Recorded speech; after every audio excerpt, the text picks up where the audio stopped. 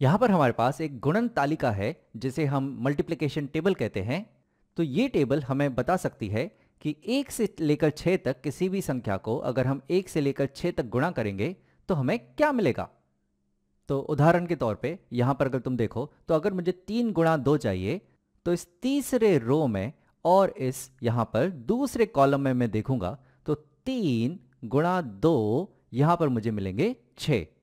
और अगर मुझे 3 गुणा 4 चाहिए तो तीसरे रो और चौथे कॉलम में मैं यहाँ देखूंगा तो मुझे 3 गुणा 4 मिलेंगे 12 के। तो उसी तरह से ये जो 25 है ये क्या है, ये दरअसल है 5वें रो और 5वें कॉलम में, यानी कि ये है 5 गुणा 5 जो है 25।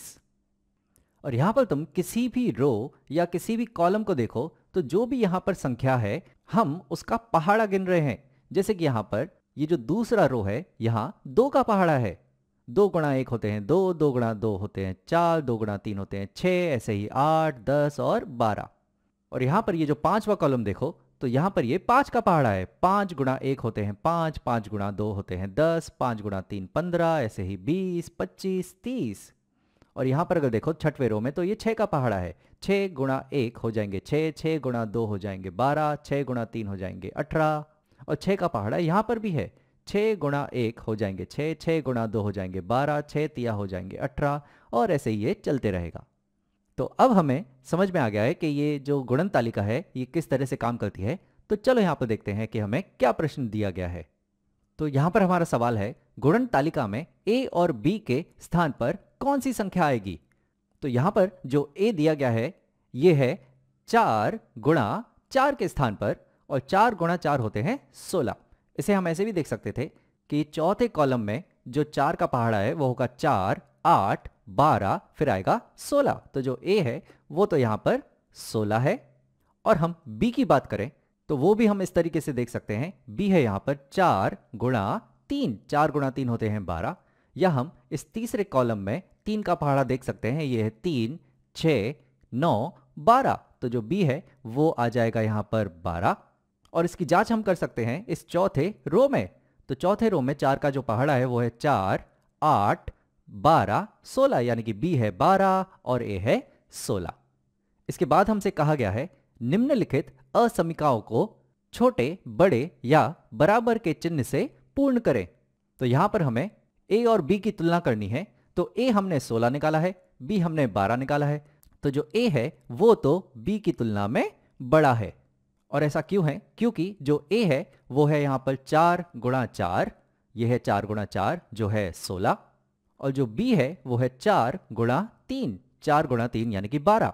और ये जो 4 गुणा 4 है 16, ये 4 गुणा 3 12 से तो बड़ा ही होता है। तो a बड़ा है b से क्योंकि 4 गुणा 4 बड़ा है 4 गुणा 3 से। चलो एक और प्रश्न करते हैं इसी तरह से। तो यहाँ पर ये रहा हमारा अगला प्रश्न। तो यहाँ पर भी हमसे a और b पूछा गया है। यहाँ पर जो a है वो है 4 गुणा 5 यानी कि ये आ जाएगा 20। तो a हो गया हमारा 4 गुणा 5 यानी कि ये आ जाएगा 20। और जो b है वो है यहाँ पर 5 गुणा 4, 5 गुणा 4 यानी कि ये भी होगा 20। यानी कि यहाँ पर जो a और b है वो दोनों बराबर हैं। तो यहाँ पर मैं लिख दूंगा कि जो a और b है वो बराबर है क्योंकि 4 गुणा 5 जो a है और 5 गुणा 4 जो b है वो दोनों ही बराबर होते हैं 20 के। तो ये दोनों यहाँ पर बराबर है। चलो अगला प्रश्न हल करते हैं। तो यहाँ पर ये एक और प्रश्न मैंने ले लिया इसी प्रकार से।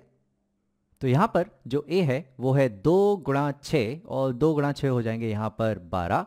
और जो b है वो है 6 गुणा 2 और 6 गुणा 2 भी हो जाएंगे यहाँ पर 12। तो यहाँ पर जो a और b है वो बराबर है क्योंकि 2 गुणा 6 बराबर होता है 6 गुणा 2 के। चलो एक और आखिरी प्रश्न ले लेता हूँ ऐसा ही। तो यहाँ पर ये आ गया हमारा आखिरी प्रश्न।